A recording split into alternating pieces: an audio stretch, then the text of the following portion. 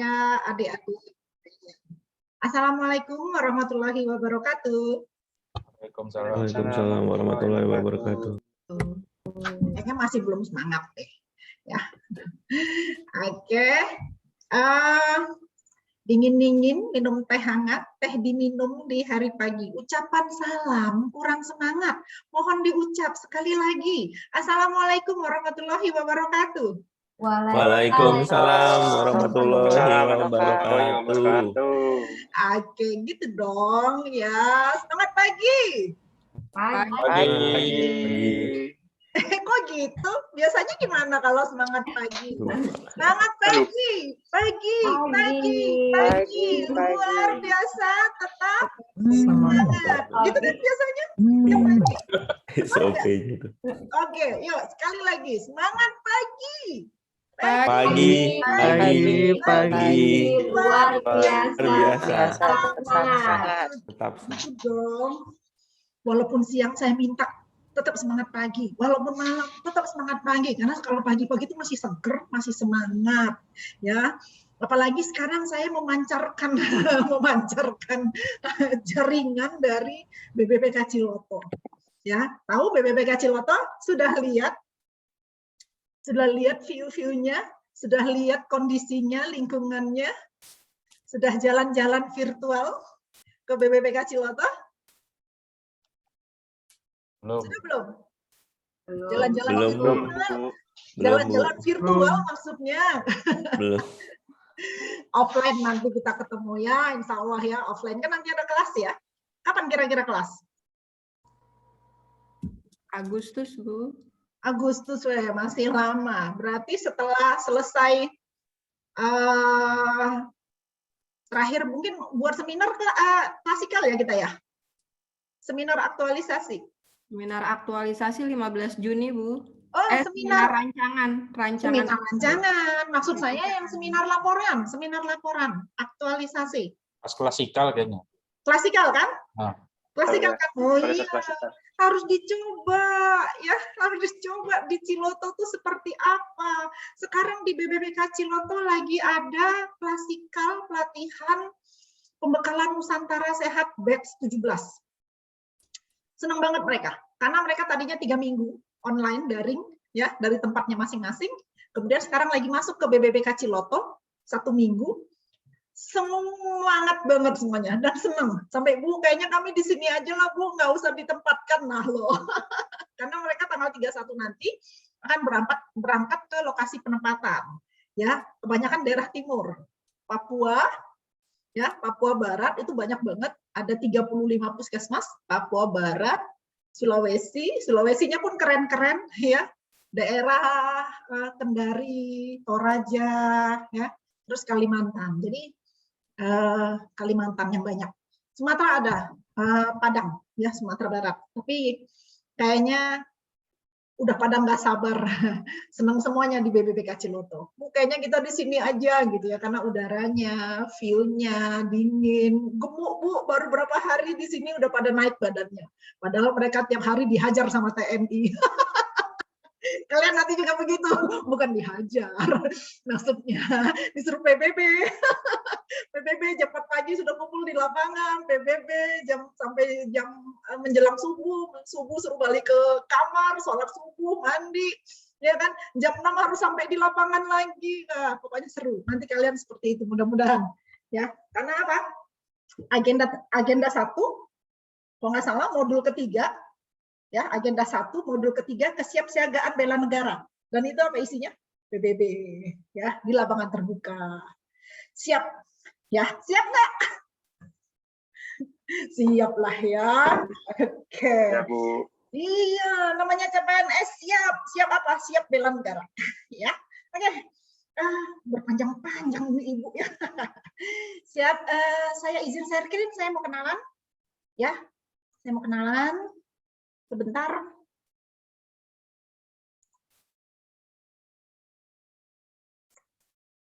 Oke. Tapi selebihnya nanti kita banyak ngobrol-ngobrol aja sih ya. Oke. Ya. Oke ya. Baik, adik-adik semua, saya kenalkan dulu ya. Sekarang kita masuk apa? Agenda 4. Agenda 4, coaching pertama. Coaching pertama melalui Zoom meeting ini. Kalau nggak salah kita nanti ada 3 kali Zoom ya. 3 kali Zoom untuk coaching ini. Ya, benar ya Pak Ruher ya? Kita ada 3 kali Zoom untuk untuk coaching. Coaching pertama dengan coaching kedua lumayan lama waktunya, tapi saya pikir adik-adik yang di sini nanti akan siap dengan bahan-bahannya. Ya, Insya Allah saya akan bimbing terus. Ya, Insya Allah akan bimbing terus. Boleh nanti via WA, japri saya boleh. Tapi nanti live chat di Collabjar pun boleh. Tapi ya itu, namanya mama-mama ini males banget buka Collabjar. Apalagi kalau sudah selesai coaching begini. Tapi kalau via WA, cepet. Ya, oke. Asal jangan ditelepon ya. Kalau ditelepon kadang susah ngangkatnya. Ya, kadang-kadang saya lagi di kelas lain. Oke, adik-adik semua, sedikit. Inilah saya. Ya, kalian boleh panggil saya Bu Asi atau Dokter Asi, no problem. Karena yang jelas saya dipanggil Bu Asi di BPBK Ciloto. Ya. Tidak dipanggil Bu Sri. Kalau dipanggil Sri saya bingung karena Sri banyak banget biasanya. Untung ini daerah Sunda, jadi Srinya nggak ada. Perasaan kita nggak ada yang nama Sri kan ya, Pak Reher ya di BPBK Ciloto biasanya. Nah itu dia. Biasanya di mana-mana selalu ada nama Sri. Di tiap pelatihan selalu ketemu Sri. Tapi untung saya dipanggil Asih ya. Oke. Yang jelas saya dentis. Ya, saya dentis, saya dokter gigi. Saya nggak pernah sejak CPNS sampai sekarang, saya CPNS tahun 93. Berarti sekarang sudah berapa? Sudah hampir 28 tahun.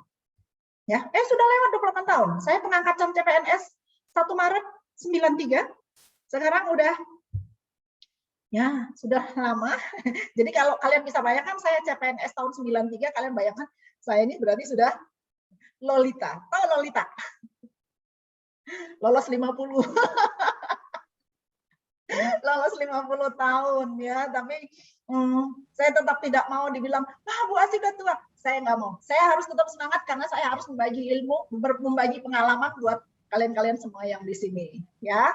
Oke, yang jelas saya senang sekali ketemu Laksar CPNS ya. Jadi kalau dibilang kalau nggak salah saya udah lihat nama-namanya sebagian banyak yang dokter. Ya, tenaga medis banyak di sini, dokter-dokter spesialis keren-keren, masih semangat mau ikut CPNS sudah SP kan gitu ya, nggak mau cari duit di tempat yang lain aja yang sudah jelas pasti salary-nya lebih gede, tapi mau mengabdikan dirinya sebagai CPNS keren-keren ya. Anak saya yang gede dokter, ya anak saya yang besar dokter, sekarang lagi ngambil PPDS penyakit dalam di kedokteran UI. Ya, baru masuk Januari kemarin, ya, jadi boleh kalian bayangkan, artinya saya udah cukup senior, gitu ya. Karena anak saya saja lagi ngambil penyakit dalam. Kemudian anak saya nomor 2, dokter gigi. Nah, ini ikut mamahnya. Sekarang nerusin praktek saya di Pekanbaru, karena awalnya saya di Pekanbaru. Jadi kalau ditanya, saya sudah kemana-mana, saya pernah tinggal di Padang, saya dosen, Baitur Rahma Padang, kedokteran gigi ya. Kedokteran Gigi Baitur Rahma Padang, terus CPNS-nya saya di SPRJ Jambi, Poltekkes Kemenkes, di Sekolah Pengatur Rawat Gigi, Jambi. Kemudian saya Widya Iswara, kalau kemarin ada ketemu berapa kali dengan Widya Iswara, saya Widya Iswara pertama tuh tahun 99, pada saat saya masih umur 30, saya sudah jadi Widya Iswara di Pekanbaru. Ya, di Pekanbaru. Dan saya pernah merasakan mengelola rumah sakit karena saya salah satu direksi rumah sakit, ya rumah sakit jiwa. Kok dokter gigi bisa di rumah sakit jiwa? Nggak ada yang nggak bisa. Ditempatkan dimanapun, kalau kita serius, kita benar-benar kita bisa. Insya Allah apa yang kita lakukan selagi kita ikhlas, ya selalu kita tanamkan nilai-nilai PNS, nilai-nilai dasar PNS, dan kita bertekad. Agenda 1 pada saat Laksar, agenda 2, agenda 3. Kita semangat mengamalkannya, kita ikuti semuanya, dimanapun kita bisa laksanakan. Ya, jadi saya sempat 3 tahun keluar dari Widya Iswara, saya wakil direktur medik keperawatan rumah sakit jiwa, jadi masih tenaga Pemprov Riau. Dan sekarang kembali lagi menjadi Widya Iswara karena saya suka mengajar. Ternyata di balik meja menjadi seorang direktur itu nggak enak. Saya orangnya teknis lapangan. Teknis lapangan saya kalau nggak di kursi gigi, di dental chair, ya di lapangan, di kelas seperti ini. Ketemu kalian-kalian semua. Di balik meja mengatur bawahan yang begitu banyak, stres. Jadinya kembali lagi menjadi Widyaswara dan sekarang bergabung di BBPK Ciloto dari tahun 2018 sampai sekarang. Jadi udah masuk 3 tahun ya. Oke, itu saja pengalaman kerja. Kalau pendidikan adik-adik bisa baca sendiri. Alamat saya KTP-nya masih Pekanbaru, jadi sebulan sekali saya masih terbang ke Pekanbaru. Masih terbang ke Pekanbaru karena klinik gigi saya masih di Pekanbaru. Anak saya yang nomor 2, nomor 3 masih di Pekanbaru. Yang nomor 2 karena masih terus klinik mamahnya. Yang nomor 1 sudah bareng dengan saya sekarang karena di Jakarta ya, di Jakarta di RSCM. Kemudian apa lagi ya? Selama sehari-hari saya tinggal di Bogor ya, tapi sering juga di Jakarta karena nemenin anak saya yang gede, karena sampai sekarang saya belum punya mantu. Pengen banget punya mantu, senyum-senyum Pak Ruher. Kali aja ada yang mau jadi mantu saya di sini, ada yang single nggak sih? Anak saya nomor 1 yang dokter Auzan lagi ngambil penyakit dalam itu belum nggak kepengen sampai sekarang belum pernah ngenalin ke mamahnya calonnya. Anak saya nomor 2 perempuan dokter gigi sampai sekarang juga nggak mau kenalin calonnya sama saya, stres maknya. Karena mamanya sudah pengen punya mantu tapi sampai sekarang belum. Oke, yang mana tahu ada yang mau mendaftar jangan mantu saya, boleh japri ya. Kenapa Pak Ruher? Boleh kan ya Pak Ruher? Ada yang single nggak nih? Ada yang mau jadi mantu saya nggak nih? Ayo silakan, nggak apa-apa. Aduh, stres nanti anak-anak ini, adik-adik ini Pak Ruher nengok mertua cerewet begini. Oke, sedikit perkenalan dari saya ya. Adik-adik yang di sini ya. Yang jelas anak saya nomor 1 itu PNS. Dan sudah laksar setahun yang lalu, jadi dia lebih senior dari kalian yang sini, walaupun umurnya masih 27. Jadi masuk laksar CPNS-nya pada saat jadi dokter, dan dia dokter di rumah sakit jiwa, tempat saya dulu wakil direktur. Dan yang buat formasi itu saya, kok malah anak saya masuk, padahal saya nggak ngasih dia masuk situ. Tapi namanya tes CPNS sekarang susah kan ya, nggak bisa ada main-main, serius. Dan itulah takdir, ya takdir. Allah kasih dia di rumah sakit jiwa tempat saya waktu saya jadi wakil direktur ya, tapi nggak apa-apa, dia happy aja, malah 6 bulan di situ dia langsung diangkat jadi kepala IGD padahal masih CPNS, dan sekarang baru PNS 1 bulan dia lulus di PPDS penyakit dalam ya. Tetap semua disyukuri karena apa yang dikasih Allah sama kita itu adalah amanah dan kita harus jalani, kita harus hayati, dan kita harus syukuri apa yang ada ya adik-adik semua ya. Baik, itu perkenalan singkat, kayaknya nggak perkenalan singkat, gua sini cerewet banget ya. Sebelum masuk saya juga mau kenalan sama yang di sini. Saya mau kenalan sama yang di sini, boleh ya Pak Ruher? Singkat-singkat aja, saya stop share dulu sehingga saya bisa melihat wajah-wajah cantik dan ganteng calon coach saya ya. Kalau saya kan namanya coach ya. Kalau kalian berarti namanya apa? Coach, ya kan? Coach. Dan sepanjang perjalanan proses kita akan coaching, ya. Oke, silakan. Yuk, dimulai dari siapa? Saya panggil. Jangan dong Dek, nanti panasan dianya. Hei, apaan tuh? Jangan. Siapa itu? Masuk splatteran. Oke, saya minta ini yang cantik Mardiana, silahkan, Dek. Silakan. Ya. Iya, selamat pagi Bu Asi, Kang Ruher, teman-teman semua. Ya, nama saya Mardiana, biasa dipanggil Dian. Saya psikolog di Rumah Sakit Fatmawati. Apalagi ya Bu? Apalagi ya. Sudah berapa lama? Kenapa Bu? Sudah berapa lama psikolog di situ? Kalau saya mulai dari itu ya PTT dari tahun 2015 Bu di Fatmawati. Lalu diangkat jadi BLU dan alhamdulillah ada peluang buat PNS, ikut PNS tahun ini dan alhamdulillah juga keterima. Jadi melanjutkan dengan status yang baru. Iya. Iya, kalau saya kayaknya nggak bisa jadi calon mantu, Bu. Soalnya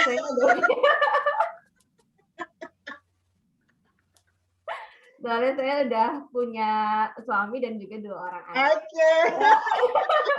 Bercanda lagi, serius banget. Nggak apa-apa. Ada yang masih tinggal kok, Bu, 2 orang di sini, Bu. Nanti mungkin Ibu bisa cari. Suruh Japri ya. Oke, bercanda. Ini supaya kita enak coachnya nanti. Proses coaching kita supaya lebih enak dan kita akrab ya. Oke, ini dipanggil apa, Mardiana? Panggilannya apa? Dian, Bu. Dipanggil Dian biasanya. Iya, oke. Terima kasih, Dian. Kita lanjut yang lain. Siapa ini? Saya mau lihat ini ada Rahmat. Silakan. Ya, Assalamualaikum warahmatullahi wabarakatuh. Ya. Selamat pagi. Nama saya Rahmat Dediat Kapnosa Hasani. Saya dokter spesialis objin di RSAB Harapan Kita. Oke. Terima kasih. Harapan Kita, objin ya. Panggilannya siapa nih? Rahmat. Oke. Rahmat aja. Oke sih, terima kasih Dek Rahmat, Dek apa Dok, gitu ya, sama aja lah ya. Oke, silakan selanjutnya yang di sebelah Dian nih, Muhammad apa nih? Silakan Dek. Muhammad, nama anak saya Muhammad juga loh. Muhammad apa nih? Muhammad Rah. Silakan Muhammad. Karena tulisan enggak Muhammad Randi. Iya benar. Ya, silakan Muhammad Randi. Terima kasih, Bu. Iya. Iya, Bu. Iya, silakan Muhammad Randi. Ya, terima kasih, Bu. Assalamualaikum warahmatullahi wabarakatuh. Selamat pagi. Saya Muhammad Randi Givano. Panggilannya biasa dipanggil Givan, Bu. Saya bertugas di... Suaranya hilang. Randi. Muhammad Randi. Panggilannya Ivan tadi ya? Ya, maaf, Bu. Maaf, Bu, sinyalnya sepertinya terkendala. Oke, iya. Lanjut. Maaf, Bu. Perkenalkan, Bu, nama saya Muhammad Randi Givano. Biasa dipanggil Ivan. Saya bertugas di Rumah Sakit Jantung Pembuluh Darah Harapan Kita, Bu. Saya di bagian anestesi, Bu. Oke, Anda SP anestesi? Iya, Bu. Dokter spesialis anestesi, Bu. Oke, panggilannya siapa tadi? Ivan? Ivan, Bu. Hah? Ivan. Oke, iya. Nah, kan enak. Saya manggilnya juga jadi enak. Nggak panjang-panjang banget. Tadinya saya mau panggil Randi, ternyata panggilannya Ivan. Ya. Oke. Terima kasih, Ivan. Semangat ya. Iya, Bu. Oke. Lanjut, siapa ini? Iya. Ya, mohon maaf, Bu, sebelumnya sinyalnya jelek tadi. Iya, saya baru melihat, ternyata sebentar. Baru melihat ada Pak Budiman ya, dari TPN, Tim Pengendali Mutu ya, Pak Roher ya. Ini Pak Budiman kita kan ya? Bukan. Boleh Pak Budi. Lanjut. Pak Budi baru masuk, Bu. Pak Budiman. Lanjut, Bu Asi. Sukses, semangat terus. Aduh, Pak Budiman. Padahal saya mau ngelihat Pak Budiman, kangen. Oke deh. Pak Budiman, ini tim pengendali mutu dari BPPK Ciloto ya, teman-teman semua ya, adik-adik semua. Jadi yang memantau saya nih, Bu Asi jangan kemana-mana nih, jangan kabur kemana-mana, keluar dari jalur katanya. Enggak, percaya Pak Budiman. Oke, selanjutnya saya minta siapa nih? Silvani Ratna, si cantik. Silahkan, Dek. Assalamualaikum warahmatullahi wabarakatuh. Selamat pagi Bu Asi dan rekan-rekan sekalian. Perkenalkan, nama saya Silvani Ratna Permatasari. Dipanggilnya Fani, Bu. Saya dokter spesialis saraf atau neurologi di Rumah Sakit Kanker Darmais. Terima kasih. Iya, terima kasih Fani. Oke, siapa lagi ya? Oh, Salifah Safira. Ya, silakan deh. Assalamualaikum warahmatullahi wabarakatuh. Perkenalkan Bu, saya Salifah Safira, biasa dipanggil Vira. Saya dokter umum di Rumah Sakit Kanker Darmais. Oke, Salifah Safira, dokter umum di RSKD ya? Iya. Oke. Ya, Salifa Safira. Siapa tadi panggilannya? Fira. Fira, Bu. Oke. Selanjutnya siapa nih? Prana Indra Putra. Yuk, silakan, Dek. Ya, Assalamualaikum warahmatullahi wabarakatuh. Selamat pagi. Perkenalkan, saya Prana Indra Putra, Bu. Panggilannya Putra. Saya dari Rumah Sakit Anak dan Buddha Harapan Kita sebagai anestesiologis, dokter anestesi. Terima kasih, Bu. Assalamualaikum. Oke. Ya, panggilannya Putra, ya. Karena iya, Indra iya. Putra SP anestesi ya, Dek? Iya, betul, Bu. Oke, keren. Iya, Bu. Iya. Semangat ya. Siapa lagi yang belum, deh? Siapa ini? Silmi Kafah. Silakan, Dek. Ya, Assalamualaikum warahmatullahi wabarakatuh. Selamat pagi semua. Perkenalkan, nama saya Silmi Kafah, Bu. Nama panggilannya Silmi, dokter spesialis paru di Rumah Sakit Fatmawati. Oke, dokter SP Paru. Mbak Silmi ya? Iya, Bu. Ya. Oke, selanjutnya siapa ini? Sabrina Salsabila. Oke, silakan, Dek. Assalamualaikum warahmatullahi wabarakatuh. Perkenalkan, nama saya Sabrina. Biasa dipanggil Sabrina aja, Bu. Saya nurse di Rumah Sakit Otak Nasional. Oh, Rumah Sakit Otak. Oke. Pendidikannya apa tadi, Sabrina? Nurse. Oke. Panggilan Sabrina. Yes, selanjutnya ini Yana Bintoro. Ya, silakan. Iya, Bu. Selamat pagi, Bu Asi dan rekan-rekan. Perkenalkan, nama saya Yana Bintoro Priyambodo, biasa dipanggil Yana, Bu. Saya sebagai apoteker di Rumah Sakit Kanker Darmais, Bu. Terima kasih. Oke. Panggilannya siapa tadi, Dek? Yana, Bu. Oke. Yana aja. Yana. Yana orang Sunda? Bukan, Bu, Jawa. Orang Jawa, kirain Sunda. Biasa nama-nama Yana gitu kan. Sunda ya. Apalagi saya sekarang karena tinggal di Ciloto 3 tahun ini, bukan tinggal di Ciloto ya, kerjanya di Ciloto. Terus selalu bergabung dengan orang Sunda. Duh, perasaan saya itu jadi lembut gitu loh. Perasaan orang Sumatera nih. Orang Sumatera masuk ke Sunda, terus orang Sunda itu ternyata lembut-lembut, baik-baik kan gitu ya. Nah, kalau saya ditanya, saya orang Jawa.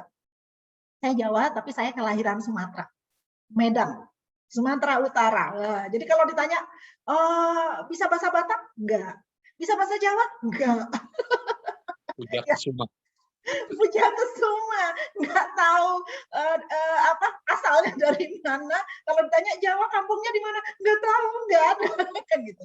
Jadi kalau di Jawa keluyuran Sumatera. Budiman, Jawa keluyuran Sumatera. Benar, emang iya kan saya keluyuran Sumatera, Pak. Berapa tahun, berapa puluh tahun ya kan, dari Medan, Padang, Jambi, Pekanbaru, akhirnya sekarang ke Sunda kan gitu ya. Ya, menikmati hidup, Pak. Oke, yang terakhir nih, yang terakhir kan ya, yang lain sudah. Siapa ini? Krisna Andria, silakan, Dek. Iya, silakan, Dek. Masih mute. Coba. Assalamualaikum warahmatullahi wabarakatuh. Perkenalkan, Bu, saya Krisna Andria. Panggilannya Krisna. Saya dokter spesialis anestesi di Pusat Jantung Nasional Harapan Kita. Oke, panggilan Krisna ya, Dek. Oke, baik. Terima kasih. Itu perkenalannya. Senang banget ya. Mudah-mudahan kita bisa jadi akrab. Terus proses coaching kita berjalan lancar. Ya, proses coaching kita berjalan lancar, nggak ada permasalahan yang berat dan banyak. Nggak usah takut dengan saya. Wah, Bu Asi ini mantan dosen kan gitu ya. Karena saya dari dulu dosen melulu.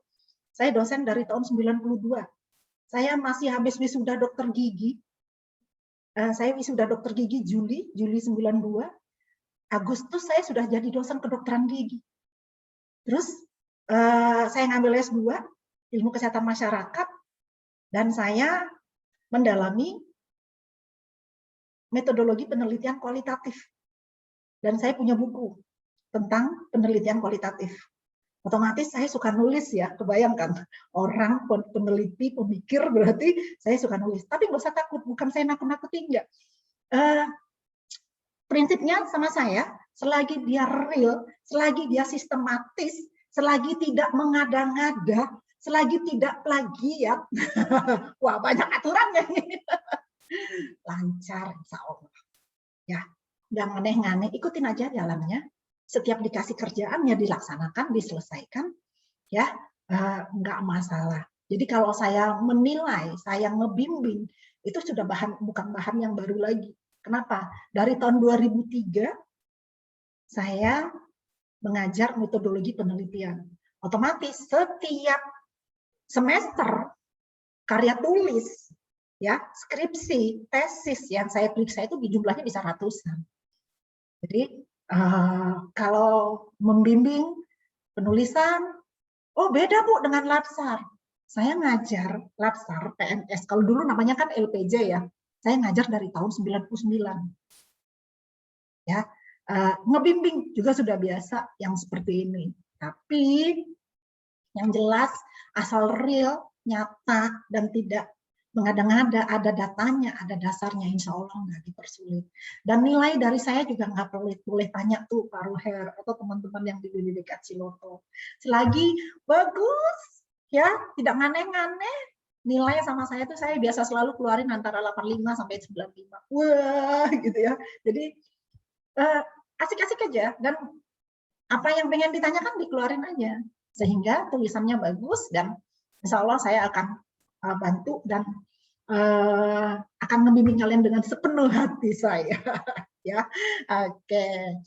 Nah, saya ngelihat apa ini ya, Yana, Dek Yana sama Prana itu maunya pakai ini loh, jadi mukanya nggak kayak hantu. Ini mukanya aja yang kelihatan. Iya Bu. Pakai ini dong, apa green screen, ya? Iya, Nggak pakai green screen, atau jangan ada cahaya di belakang. Kayak saya nih ya, saya sebenarnya latar belakang saya kalau saya kan, nih seperti ini hijau.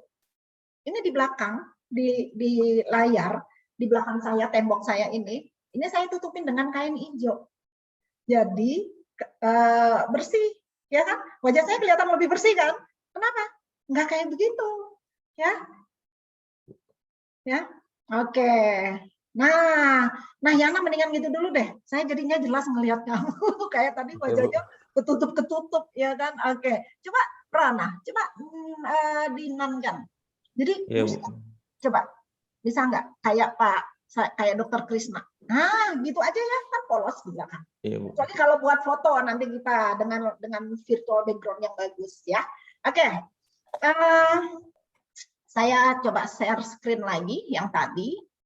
Ya, oke, nggak usah dulu deh share screen, kita ngobrol-ngobrol dulu ya, karena pada intinya sebelum kita masuk mulai coaching pertama ini, saya mau cerita nih ya, bahwa kita harus memahami dan mengingat-ingat kembali apa yang sudah dilakukan sampai kita sekarang sudah masuk agenda 4 ya. Mungkin adik-adik mulai ingat agenda 1, agenda 2, agenda 3 yang sudah kita lalui. Dari tanggal berapa waktu itu kita masuk? Ada yang ingat? Ini angkatan berapa nih? 5 atau 6? Maaf. Iya, 3. Angkatan 3 atau 4?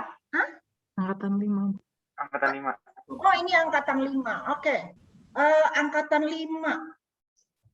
Saya sebenarnya pengampu agenda 1 di Labsar ini. Agenda 1 saya pengampu Labsar agenda 1. Waktu itu saya masuk di angkatan 5 juga. Angkatan 5 juga yang saya lupa, tapi ada 10 orang yang saya ingat. Di situ ada siapa ya? Oh, yang ketuanya adalah Dr. Hans. Ada yang kenal? Hans Simorangkir. Oh, dari Harket itu Bu, dokter umum. Dari mana? Dari Harapan Kita, dokter umum itu Bu. Iya, dokter umum dari Harapan Kita. Saya ingat banget Dr. Hans. Kenapa? Karena ternyata dia adik kelasnya anak saya dari USU. Pas adik kelas di bawah dia 1 tahun, ya. Langsunglah kena kerjain, langsung jadi ketua. Kita di sini siapa ketuanya? Yana Bu, Saya Bu. Oke, Yana ya. Ya, Pak Yana, Dek Yana, ketua di kelas ini ya. Oke.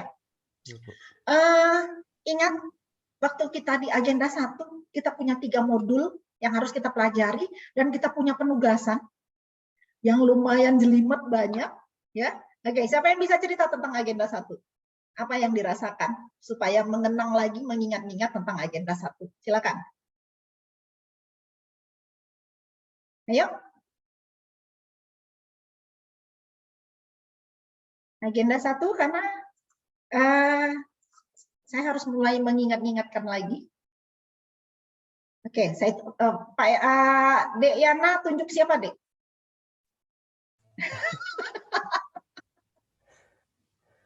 Ayo dong, ingat agenda 1 waktu itu kita ngapain? Kita masuk, pertama kali kita kenal.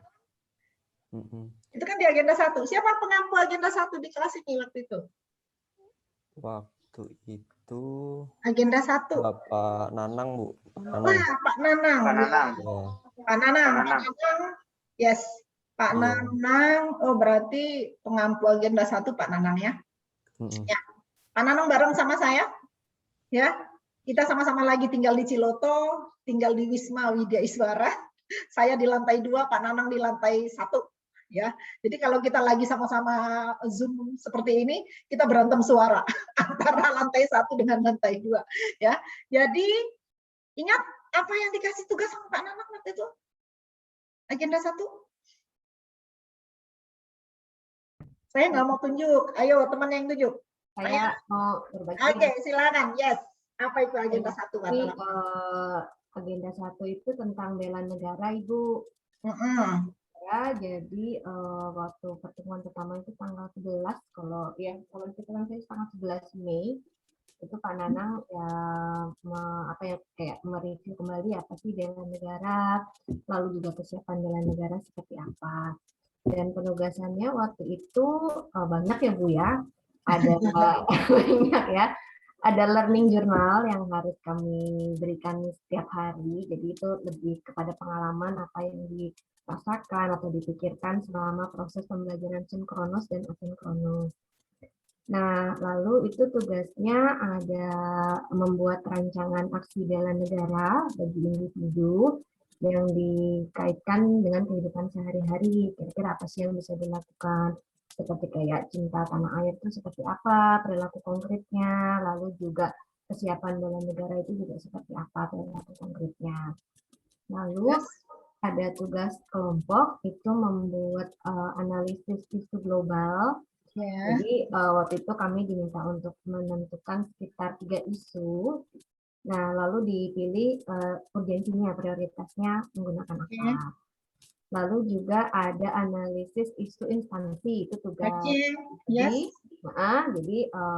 juga diminta waktu itu sih Pak Nanang minta kami ya untuk ngobrol dengan mentor atau untuk observasi kira-kira apa nih temuan-temuan dari lingkup kerja sehari-hari.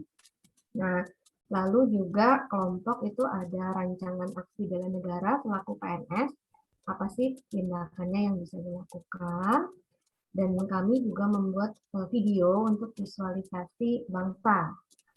Nah, jadi yaitu kira-kira apa sih yang ingin dicerminkan dari Indonesia, apa yang bisa ditampilkan dari Indonesia. Itu sih Bu, jadi seingat saya tugasnya sih itu ya, ada tugas individu, analisis isu instansi, lalu learning journal, dan tugas kelompok rancangan aksi bela negara, dan tugas kelompok ada analisis isu global, rancangan kesiapan PNS, dan juga video visualisasi bangsa. Oke, keren. Terima kasih Dian. Kita kasih aplaus dong buat Dian. Masih ingat dia lengkap. Yang pasti saya sendiri sebagai pengampu, ya, sebagai pengampu, saya tuh capek. Menilai aja pun capek, padahal tinggal ngasih 80, 85, ya kan 83, 90. Itu aja capek, karena banyak banget yang kalian kumpulin. Satu orang itu harus buat berapa file yang dikirim dan harus diupload di Collabjar, benar nggak? Ya, banyak banget kan ya. Nah, yang paling berkesan tuh yang mana? Buat yang mana? Kelompok. Yang paling berkesan buat yang mana? Dian. Saya, Bu. Ya. Kalau saya paling berkesan waktu itu adalah bikin video sih Bu, video visualisasi bangsa. Oke. Karena waktu itu memang kami sendiri masih agak bingung ya, ini kira-kira apa sih yang mau ditampilkan, dan karena juga terpotong Lebaran, itu juga jadinya agak sulit untuk membuat sebuah video yang kira-kira apa nih yang tidak menyita waktu, lalu juga mudah untuk diedit dan digabung-gabungkan. Oke. Jadi memang waktu itu juga kami ambil kesimpulan ya udah yang paling dekat yaitu apa sih makanan. Ya udah jadi kami tema kuliner Indonesia itu sih Bu. Berarti pada tukang makan kali ya di sini ya. Yang pasti makanan seluruh Indonesia yang ditampilin yang keren-keren ya kan. Oke. Pasti ada sate. Ya oke. Jadi terima kasih Dian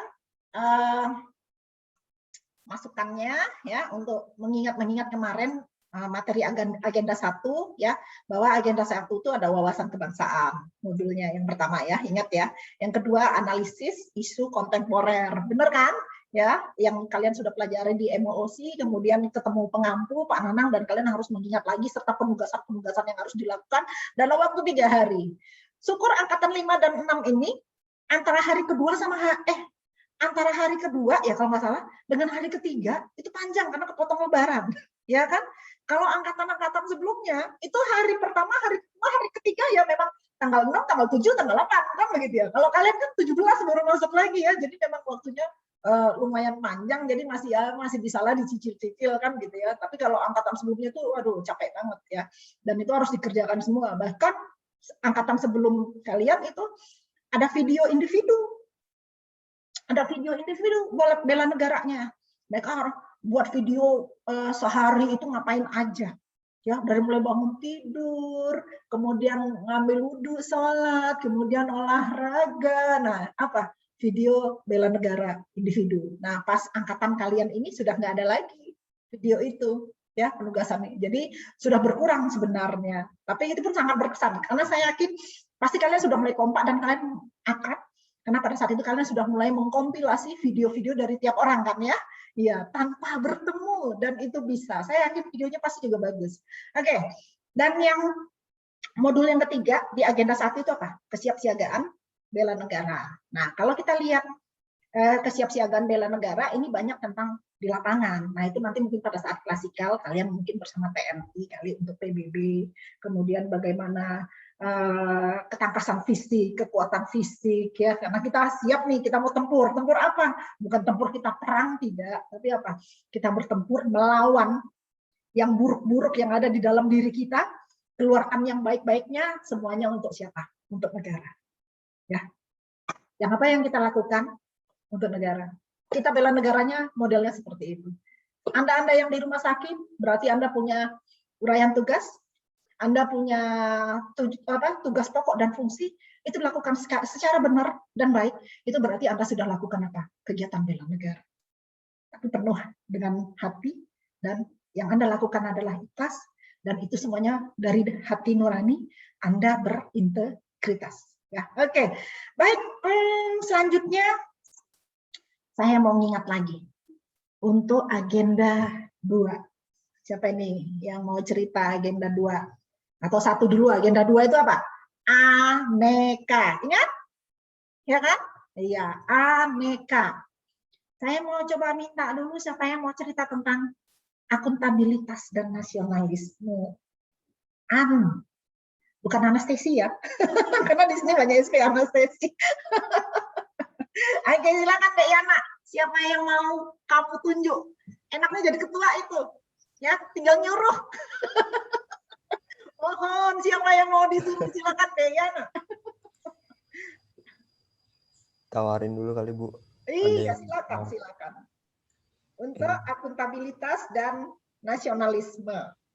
Kita mengingat, karena apa? Rancangan aktualisasi yang mau dibuat, itu sangat terkait dengan agenda 2 dengan agenda 3. Yuk, kita ingat. Siapa? Silakan, ada yang mengingat siapa pengampunya kemarin? Untuk akuntabilitas dan nasionalisme, siapa pengampunya? Dr. Aisyah. Dr. Aisyah. Dr. Aisyah. Dr. Aisyah, akuntabilitas. Bu Aisyah. Satu rangkaian agenda 2 sih, Bu. Oke. Dr. Aisyah semuanya? Iya. Aneka? Iya, Bu. Agenda 2 aneka? Semuanya Dr. Aisyah? Iya, Bu. Oke, saya minta 2 dulu. Akuntabilitas dengan nasionalisme. Apa yang bisa diceritakan dari akuntabilitas dan nasionalisme? Silakan. Ayo. Kenapa? Ini sangat terkait sekali dengan agenda 2 dan agenda 3. Rancangan aktualisasi yang akan mau kalian buat, dan itu akan kalian selalu diskusikan nanti dengan saya. Ya, Pak? Yana? Boleh. Ayo dong yang belum ngomong. Dian tadi sudah. Yuk. Siapa nih? Atau mau ceritakan satu agenda? Silakan. Kalau langsung dipilah-pilah pusing ya. Oh, yang mana ya? Yang mana ya? Yuk kita cerita agenda 2 semua. Aneka. Yang disebut dengan apa? Nilai-nilai dasar PNS. Ya kan? NND. Nilai-nilai dasar PNS. Akuntabilitas, diingatkan lagi. Nasionalisme, apa lagi? Etika publik. Yang keempat, komitmen mutu. Anti korupsi. Yes. Silakan.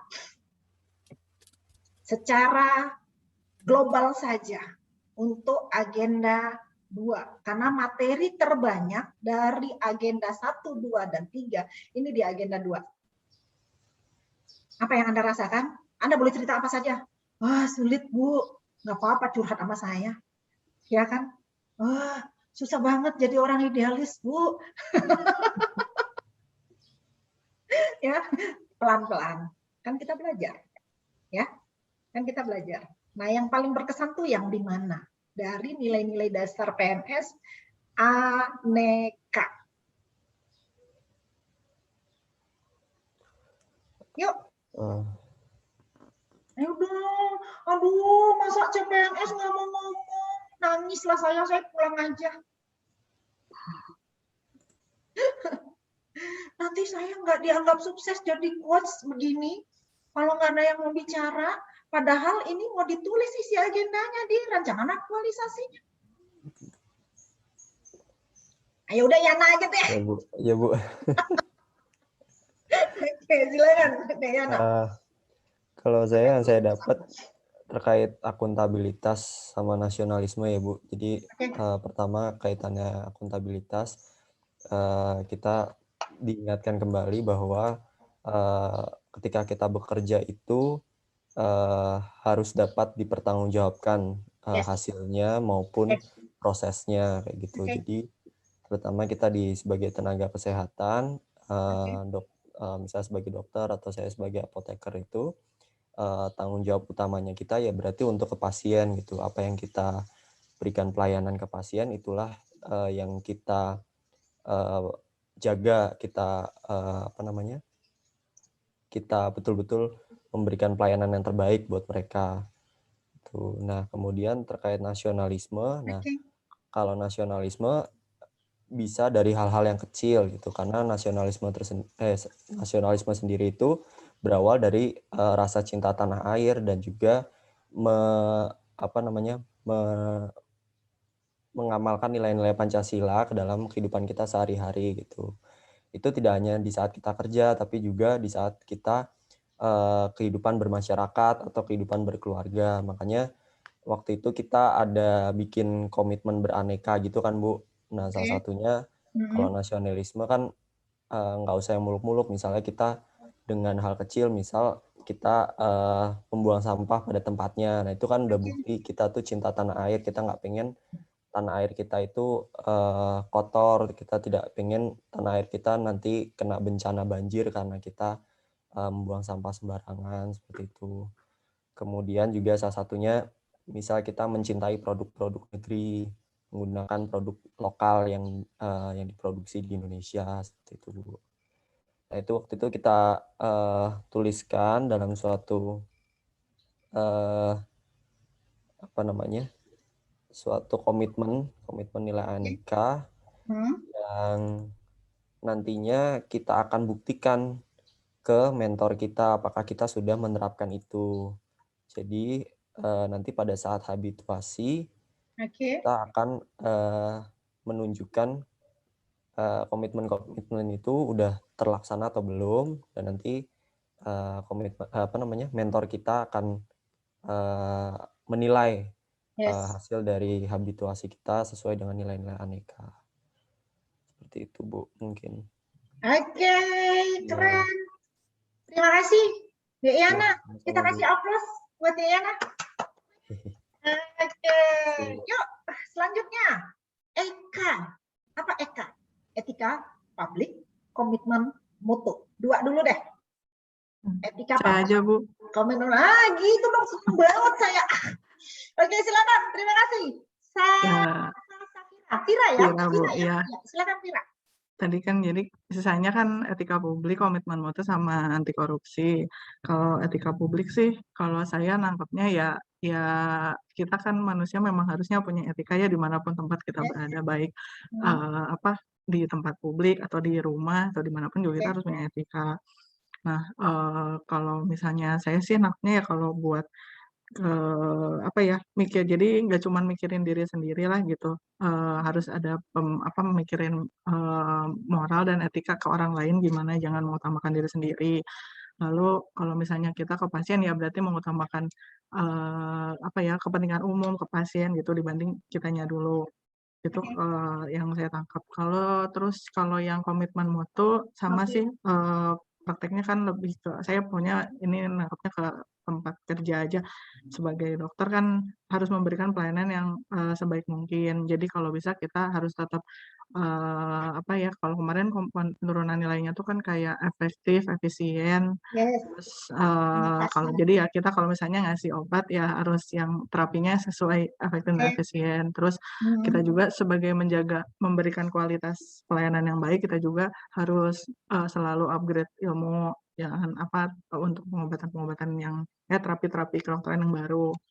Itu terus kalau yang anti korupsi ya gitu aja, Bu. Anti korupsi kan jadi tidak menerima gratifikasi. Terus kalau yang sederhananya kita jangan korupsi waktu, jadi ya datang tepat waktu, terus nggak pulang sebelum waktunya. Itu sih, Bu.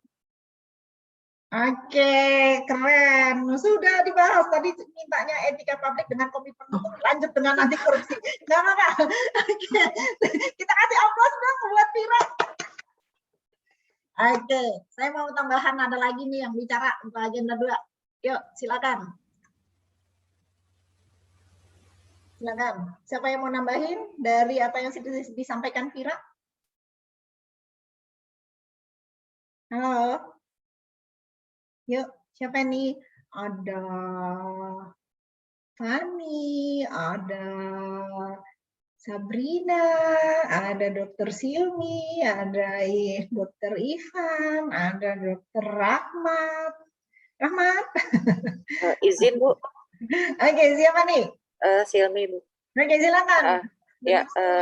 Jadi dari yang komitmen aneka tadi, Bu, jadi kita mengidentifikasi apakah kita sudah pernah lakukan atau belum pernah lakukan dalam kehidupan sehari-hari.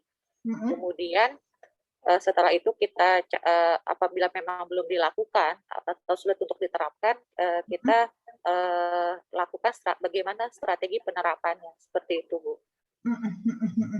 Oke, terima kasih Dr. Silmi. Kita kasih aplaus. Ada lagi? Ada lagi yang mau tambahkan di aneka? Oke, yang jelas kalau nggak ada kita rumuskan ya bahwa dari nilai-nilai dasar PNS aneka tadi ya, akuntabilitas berarti sangat kuat dan besar hubungannya dengan apa? Tanggung jawab, apa pertanggungjawaban? Tanggung jawab, apa pertanggungjawaban? Akuntabilitas. Tanggung jawab. Tanggung jawab. Tanggung jawab itu responsibilitas. Tanggung jawab. Pertanggungjawaban, akuntabilitas. Tapi erat kaitannya, ya, erat kaitannya. Ada responsibilitas, ada akuntabilitas. Oke. Kita ingat lagi, nasionalisme. Kalau kita mikir nasionalisme, erat kaitannya nggak dengan agenda 1? Erat, Bu. Erat banget. Kenapa? Karena kita harus ngamalkan Nilai Pancasila. Pancasila. Nah, mengingat lagi Pancasila. nilai Pancasila.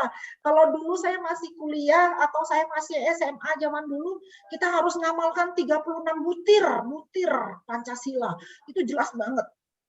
Ya, 36 butir Pancasila. Apa yang harus dilakukan? Sila 1 berapa butir, sila 2 berapa butir, sila 3 berapa butir. Nah, sekarang nggak seperti itu, tapi semua yang terkait dengan apa yang kita lakukan itu sangat erat kaitannya dengan nasionalisme dan nilai-nilai dasar Pancasila. Nah, PNS sebagai pelaksana kebijakan, sebagai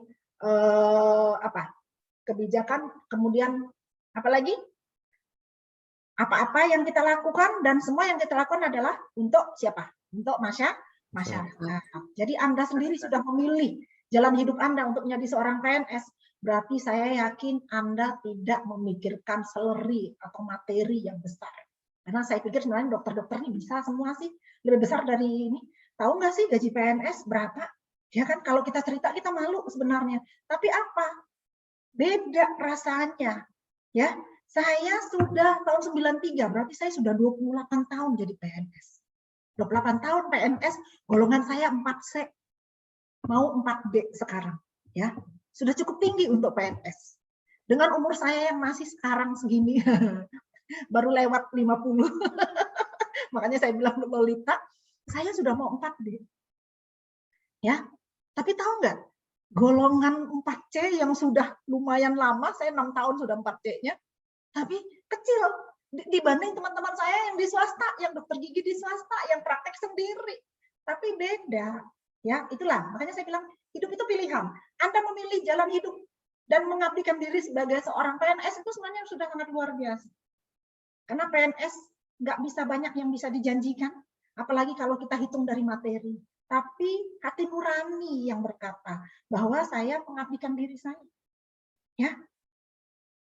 Kalau saya mikir saya mau duit banyak, saya praktek aja. Saya kembangin klinik gigi saya. Ya kan? Tapi itulah ya, yang jelas pilihan Anda menjadi seorang PNS sudah cukup hebat. Dan itu ada hubungannya apa? Nasionalisme tadi. Kita pengabdi, kita abdi apa? Abdi masyarakat. Pada saat saya jadi pejabat dulu, saya pakai mobil plat merah. Saya ada sopir, saya ada sekretaris waktu saya direksi rumah sakit jiwa. Siapa aja boleh pakai mobil saya. Karena saya bilang silakan. Itu mobil rakyat. Bukan mobil saya. Ya kan? Silahkan aja. Jadi kalau kita mau lanjutkan etika publik, kita harus siap dengan kode etik. Kode etik seorang PNS itu seperti apa? Ikuti aturan, ikuti kode etiknya, karena yang namanya PNS selalu tersorot. Anda mungkin sering dengar berita, kalau sudah yang sifatnya jelek, kemudian ada katanya PNS yang lakukan, malu. Seorang PNS melakukan ini, seorang PNS melakukan korupsi. Nah, terkait dengan korupsi. Ya, malu. Ya, kenapa? Karena dia sudah melanggar kode etik dan itu terkait dengan etika publik. Kemudian terkait dengan mutu. Nah, tadi sudah dikasih contoh ya sama Mbak Silmi. Kita lakukan kegiatan kita, pelaksanaan uraian tugas kita, tugas pokok fungsi kita, lakukanlah secara efektif, efisien, dan yang paling penting Anda harus ada inovasi di situ. Ya, harus ada inovasi. Itu terkait dengan komitmen mutu. Rancangan aktualisasi sangat erat kaitannya dengan komitmen mutu, karena ada inovasi. Saya pengen lihat nanti, inovasi gagasan apa yang bisa kalian sampaikan di rancangan aktualisasi kalian. Ya, oke. Anti korupsi, ini penting. Nilai-nilai anti korupsi yang harus kalian tekankan dalam diri kalian adalah, mungkin sudah disampaikan atau mungkin pernah baca di modul, saya suka singkat yang disebut dengan jupe mandi tangker sebedil. Jangan ingat jupe artis ya. Tapi ini adalah apa? Jembatan keledai. Apa jembatan keledai? Jujur, P, peduli, ya, tang apa? Tanggung jawab, kerja keras, ya, tangker sebedil, sederhana, ya, B itu berani, kemudian ada apa? Adil, ya, T tekankan itu. Kalau saya suka nambahin satu lagi, apa itu? Integritas. Bu Asi ini cerita integritas. Kebetulan saya penyuluh anti korupsinya KPK. Dari BPK Ciloto saya penyuluh anti korupsi. Sudah tahun ketiga, udah 3 tahun ini saya jadi penyuluh anti korupsinya KPK. Jadi setiap ada pelatihan yang berbau anti korupsi, ngajar anti korupsi itu sudah ratusan kelas. Ya, jadi kalau bicara anti korupsi, saya suka banget karena suka ngobrolnya aja sebenarnya. Saya jadi tahu di lapangan orang-orang kesehatan, terutama yang di Kemenkes, itu kalau berbicara korupsi itu apa aja dalam pikirannya, apa aja yang dilakukan untuk anti korupsi ini. Nah, jadi bukan teori yang saya banyak ceritakan, tapi saya lebih suka ngobrol dengan teman-teman pegawai Kemenkes ini. Ya, jadi jadilah PNS yang berintegritas. Ya, apa-apa yang Anda lakukan harus sesuai dengan hati nurani. Ya, harus sesuai dengan hati nurani. Apa itu? Hati, ucapan, pikiran, tindakan itu harus sama. Itu yang disebut dengan apa? Anda adalah orang yang sangat berintegritas. Ya, selain nilai-nilai dasar anti korupsi yang tadi saya bilang jupe mandi tangker sebedil. Ya, tambah satu yang disebut dengan apa? Integritas. Ya. Jangan pernah mau ikut-ikutan karena orang semua melakukan itu. Padahal itu salah. Semua juga kayak gitu, Bu, udah jadi satu sistem. Kalau kita nggak ikut, kita jadi terkucil. Kalau itu salah, tidak sesuai dengan hati nurani, stop, lakukan. Karena itu salah. Harus berani menentang yang salah, walaupun semua orang melakukannya. Anda harus berani sendiri melakukannya, kalau Anda yakin yang Anda lakukan adalah benar. Ya, itu adalah orang yang berintegritas, sangat terkait dengan anti korupsi. Oke, itu mungkin simpulan dari saya. Saya masuk ke agenda 3. Yuk, silakan. Agenda 3. Agenda 3, ada 3 materi kita. 1, manajemen ASN. Yang kedua, whole of government atau WOG. Yang ketiga, pelayanan publik. Yuk, siapa yang mau cerita? Yang belum ngomong dong, saya mau dengar suaranya cerita agenda 3. Karena sangat terkait, lagi-lagi sangat terkait dengan rancangan aktualisasi yang akan kita tulis. Halo, siapa nih yang belum ngomong? Yuk, halo. Ada De Ivan, ada De Rahmat, ada Adinda Krisna. Bikin, Bu. Oke, silakan Sabrina, keren. Nah, ini perawat cantik kita. Saya mungkin nggak semua ya, Bu, hanya beberapa. Mungkin dari manajemen ASN di sini lebih kepada manajemen diri ya, Bu. Terkait dengan masalah mutasi, masalah pokoknya pengupgradean diri itu biasanya ada di manajemen ASN. Kalau misalnya pelayanan publik itu lebih kepada sistem, terus kita sebagai pelaksana pelayanan di situ dijelasin bagaimana kita memberikan pelayanan sesuai dengan prinsip-prinsip pelayanan publik. Seperti itu juga ada di situ juga ditanamkan kode etik juga. Iya, oke. Bagaimana kita melayani masyarakat dengan nilai-nilai dan aturan dari kode etik itu. Itu aja, Bu. Oke, terima kasih. Kita kasih ongkos buat Sabrina. Yes. Gitu dong, ya, Sabrina. Berarti manajemen ASN ya. Ya, oke. WOG dan pelayanan publik. Siapa mau ambil? Yuk, Dek Rahmat. Siapa nih? Ivan. Ya, Bu. Ih, gitu dong, yuk. Kalau dengar suaranya saya.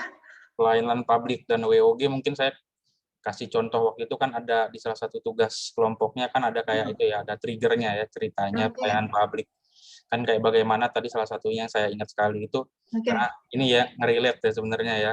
Salah satunya ada tenaga kesehatan yang ingin mengurus SIP itu perjuangannya gitu ya.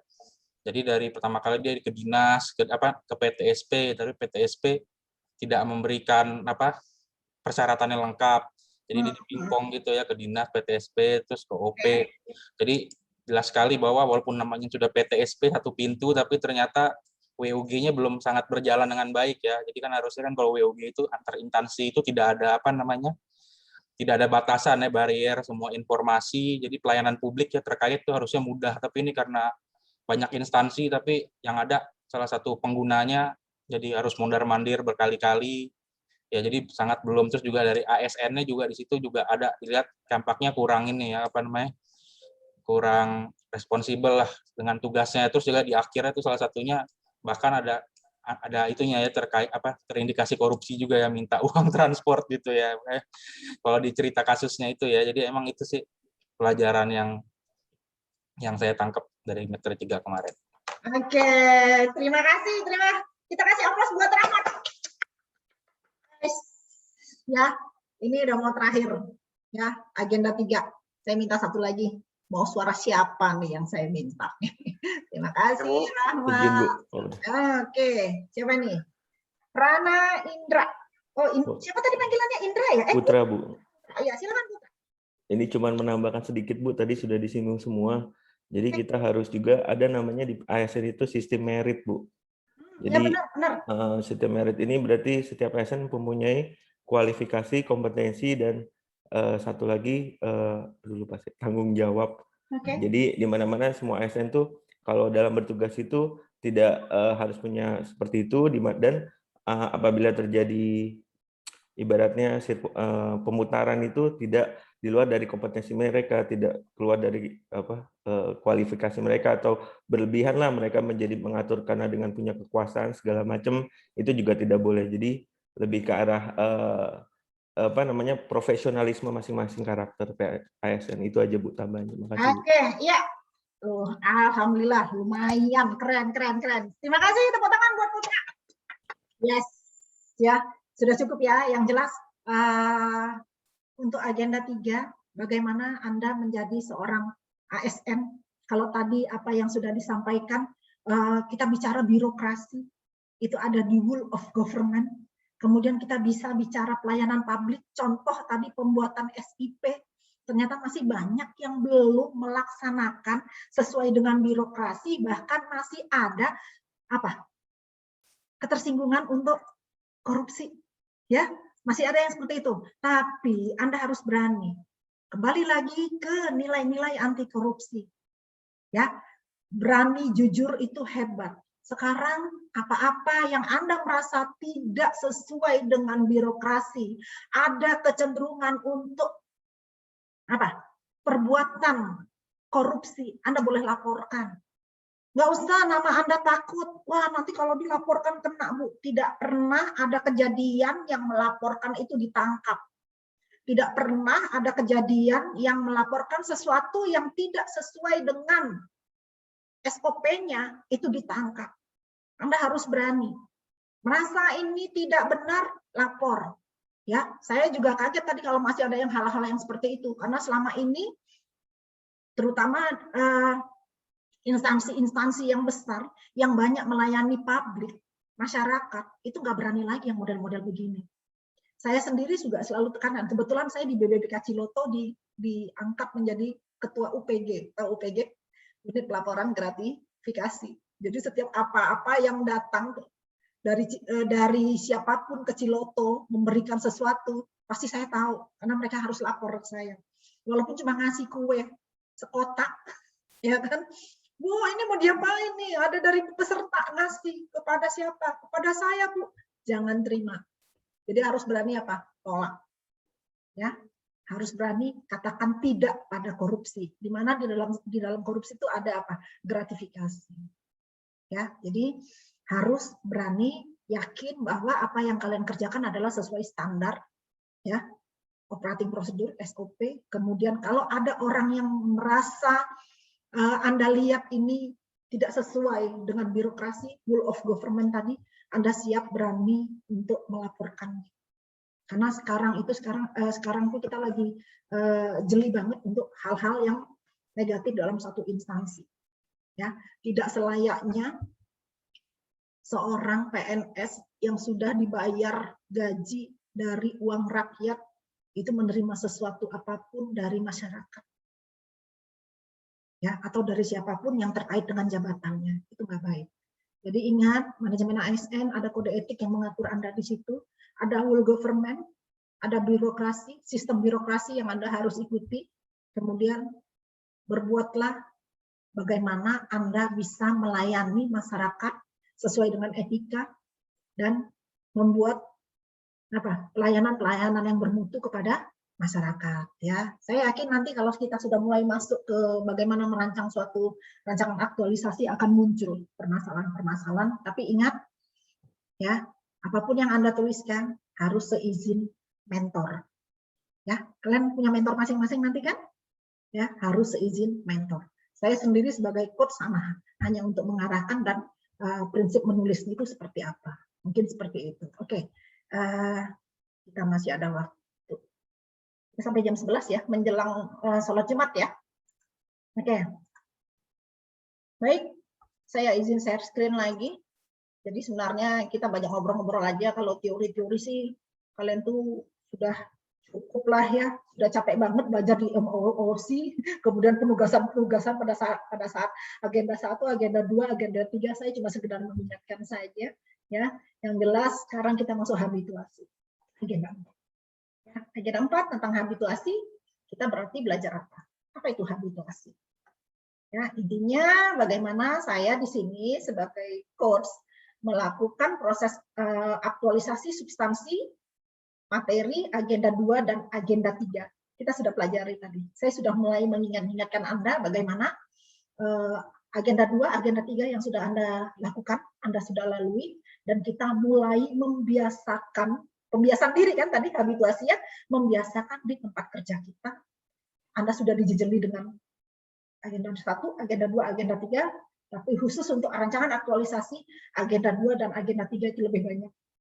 Karena nanti ada matriks yang harus Anda isi, rancangan aktualisasi yang Anda buat ini terkait dengan agenda yang mana, materi yang mana. Ya, oke. Baik, adik-adik semua, yang jelas pada agenda 4 habituasi ini adalah aktualisasi. Kita ini teorinya bahwa kita akan mempelajari aktualisasi, penjelasan aktualisasi, rancangan, dan bagaimana proses pembimbingan aktualisasi, evaluasi rancangan aktualisasi, pembekalan habituasi, aktualisasi di tempat kerja, evaluasi aktualisasi, dan persiapan evaluasi, dan terakhir adalah melakukan evaluasi aktualisasi yang akan Anda lakukan nanti. Ya. Oke. Nah ini kita langsung saja. Ya. Nah, review penguatan peran agenda 1, 2, dan 3. Kita barusan jalani tadi. Ya. Kita menguatkan diri kita mereview agenda 1, 2, dan 3. Ini berarti kita lewat aja ya. Oke, agenda 1 kita lewat aja. Kita sudah baca tadi semuanya, ya. Oke. Kita sudah diskusi juga tadi peran agenda 2, aneka. Ya, kita lewat aja.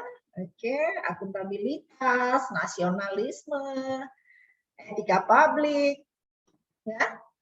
Kemudian ya, etika publik, komitmen mutu, dan anti korupsi, ya. Nah, agenda 3 sudah bahas juga ya tentang manajemen ASN, rule of government, dan pelayanan publik. Oke, kita lewat saja. Ini dia, ya. Oke. Nah, kita masuk sekarang ke sini. Agenda 4 yang harus kita perhatikan adalah kita harus kenal masalah yang ada di instansi kita. Sebenarnya sudah dipelajari di mana? Agenda 1. Benar nggak? Analisa isu kontemporer dari instansi. Anda sudah buat tulisannya. Anda tinggal kembangin. Ya, Anda tinggal kembangin. Oh, ini belum rinci karena ketemunya dan pembahasan oleh pengampu itu cuma sedikit. Nah, sekarang bahas dan detail, secara detail pada saat Anda buat rancangan aktualisasi. Jadi kenali isu di instansi Anda dulu, kemudian Anda bisa menemukan gagasan solusinya seperti apa, kemudian bagaimana kaitannya dengan agenda 2 dengan agenda 3. Ya, apa yang menjadi isu dan gagasan yang Anda pilih nanti. Ya, yang jelas, LAPSAR, latihan dasar CPNS itu miniatur pelatihan kepemimpinan. Anda dituntut untuk menjadi seorang pemimpin, tapi tidak sama dengan pelatihan kepemimpinan. Kan namanya latihan dasar. Jadi kalau latihan penjenjangan di PNS itu ada latihan dasar namanya, latihan dasar CPNS. Kemudian nanti ada apa? PKP, ya, pelatihan kepemimpinan pengawas. Kalau dulu namanya diklat kepemimpinan 4. Nah, di atasnya lagi ada lagi pelatihan kepemimpinan administrator. Itu namanya sekarang dulu namanya diklat PIM 3 dulu. Nah, di atas itu ada lagi namanya PKN, kalau nggak salah, pelatihan kepemimpinan N-nya lupa ya, nasional apa ya. Nah, itu udah tinggi. Itu yang paling tinggi. Itu yang disebut dengan dulu namanya diklat PIM 2. Nah, di atas itu ada yang paling tinggi, Lemhanas. Itu biasanya sudah jenjangnya sudah sekjen Kemenkes, eselon 1 ya. Kalau saya baru sampai PKA dengan PKN. Ya. Nah, sekarang di Ciloto sedang jalan PKP, pelatihan kepemimpinan pengawas. Jadi setingkat di atas LAPSAR. Tapi Anda untuk capai ke PKP ini bisa sampai 10 tahun atau 15 tahun karena memang kalau Anda menjadi pejabat.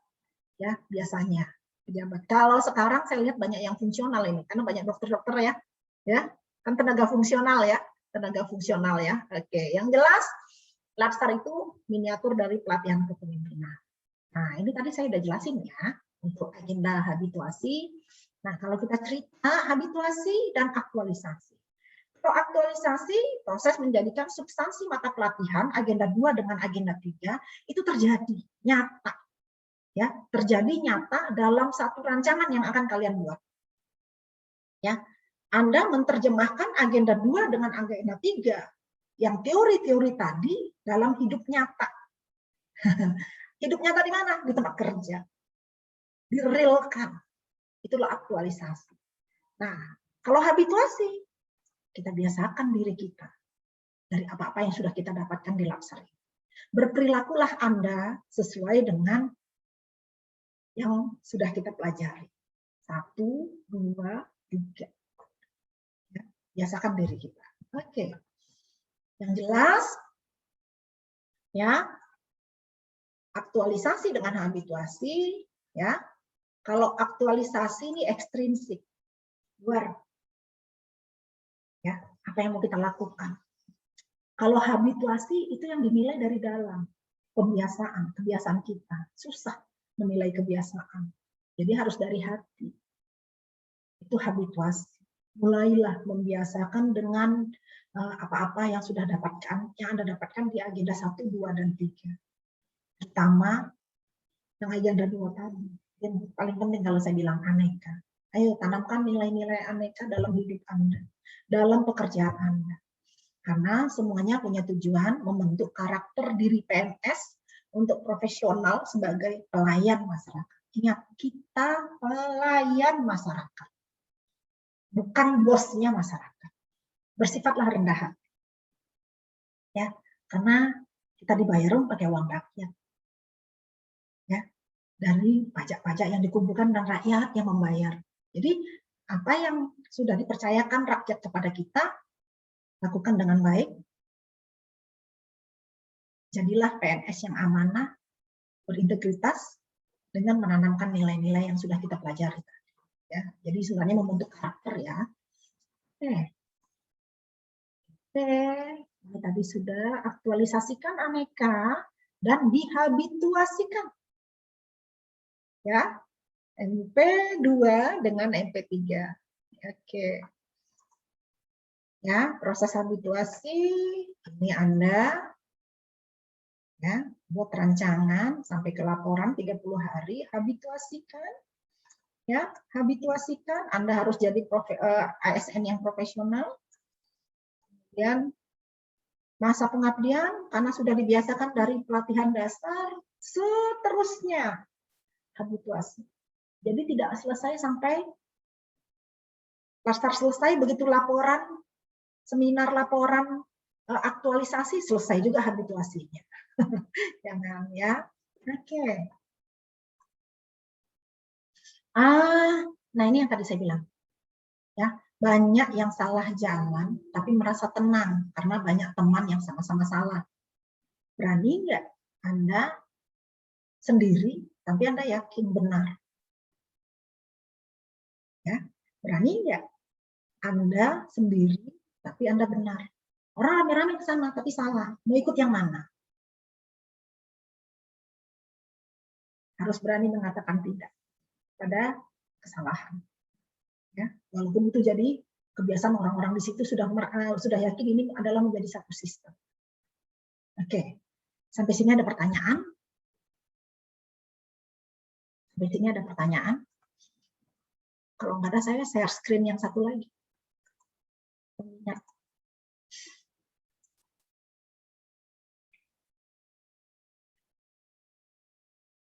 Ada pertanyaan?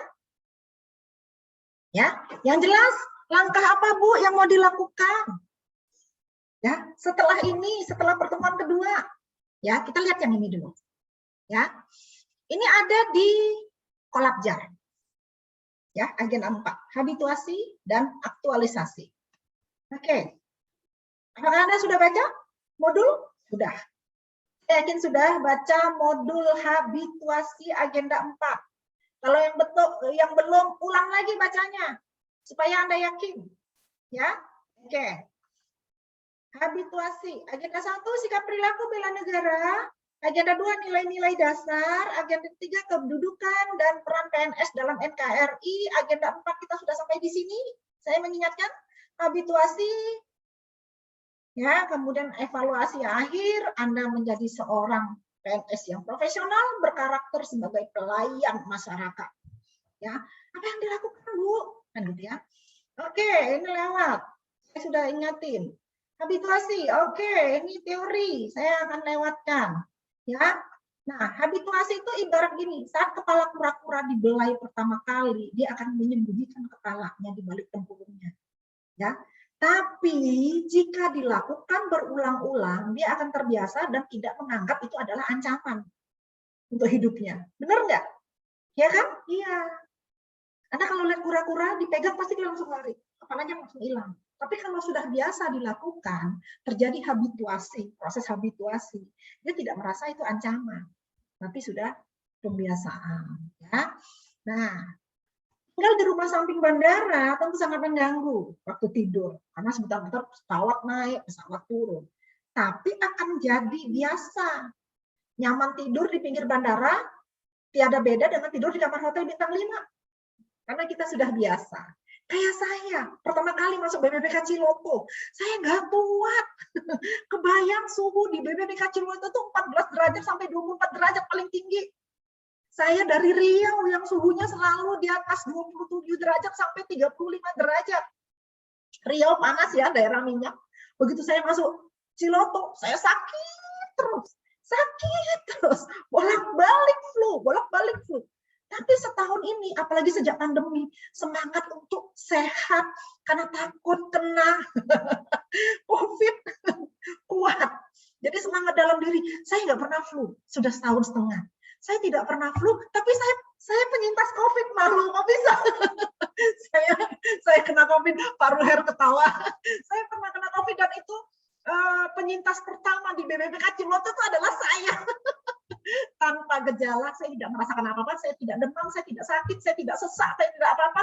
Tapi dibilang, Bu, positif. Nangis saya. Dan itu saya yang pertama di BPBK Ciloto dari 170 orang. Dan orang masih memandang sinis kepada saya. Padahal saya jaga banget kesehatan saya. Saya tidak tahu kena dari mana, tapi Allah kasih pelajaran, kasih ujian buat saya. Kamu harus kena. Dan saya kena pada saat itu masih bulan Juli. Masih pertama-tama orang masih gimana dengan COVID. Tapi saya bismillah, saya tetap semangat. Dan insya Allah sampai sekarang, dari mulai Januari 2020 sampai sekarang, saya tidak pernah merasakan saya demam, saya sakit flu, ya, atau sesak, atau segala macam yang berhubungan dengan COVID, atau berhubungan dengan udara dingin di Ciloto. Kenapa? Sudah terjadi pembiasaan. Saya semangat, saya tetap juga minum vitamin, dan walaupun katanya positif COVID, saya tidak pernah merasakan apa-apa. Yang katanya anosmia, saya juga tidak merasakan. Saya biasa-biasa saja. Ya, kenapa? Kebiasaan. Ya, habituasi. Oke, ini teori. Saya nggak usah ceritakan lagi. Ini juga teori yang saya mau minta adik-adik di sini.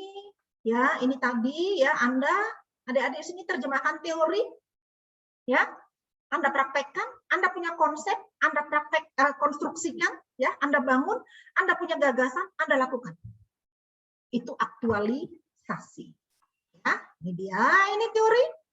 Saya lewatkan saja, ini mengingat karena kalian sebenarnya sudah baca di Kolakjar. Ya, oke.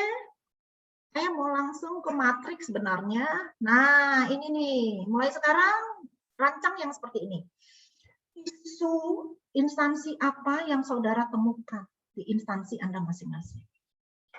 Langsung berpikir, kira-kira gagasan apa yang bisa saya berikan untuk memecahkan isu tadi. Ya, ini PR ya, PR. Dari sekarang mulai dicari-cari, nanti coaching dengan saya sekali lagi, saya udah mulai tanya-tanya ini. Saya nggak mau terlalu berteori, tapi kita diskusi seperti tadi. Bagaimana tahapan kegiatan yang dilakukan dalam penyelesaian isu? Dan itu harus terukur. Yang keempat, hasil kegiatan atau tahapan kegiatan benar-benar memberikan dampak terhadap penyelesaian isu. Apa yang akan diaktualisasikan dalam proses pelaksanaan kegiatan dalam penyelesaian isu? Bagaimana mengaktualisasikannya dan bagaimana membuktikan telah terjadi aktualisasi dalam pelaksanaan kegiatan. Oke, nggak usah sampai yang 6-7 deh. Silakan Anda jadi PR, nanti ketemu lagi di Zoom meeting kedua, sudah mulai buat ini. Mulai belajar rancangan aktualisasi teman-temannya punya yang sebelumnya.